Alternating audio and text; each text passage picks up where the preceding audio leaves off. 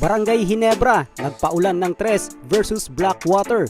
Ito yung sinasabi natin mga paps na kailangan talaga ng tulong ni Riley Grigsby mula sa mga locals at hindi naman siya binugo ng mga ito.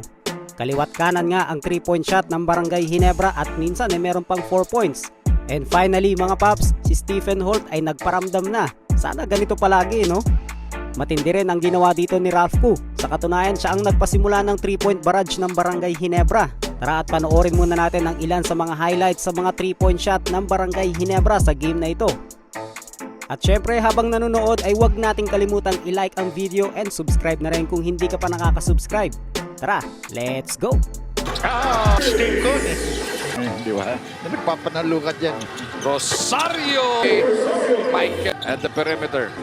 Troy, extra pass to Holt. 3 ball is good. That's an 8.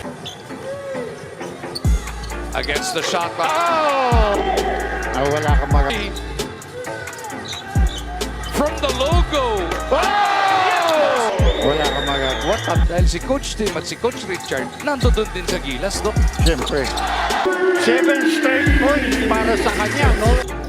And San Miguel, Coach Leo. Sa huli ay hinirang na best player of the game itong si Stephen Holt na merong 19 points, 7 rebounds at 5 assists. Sana ganito palagi mga paps, no? Minsan talaga kapag binabash mo yung isang player, dito lumalabas yung laro nila. Abangan nyo yung mga susunod na upload natin mga paps dahil marami tayong pag-uusapan tungkol sa laro na ito. So see you again para sa ating next video. God bless!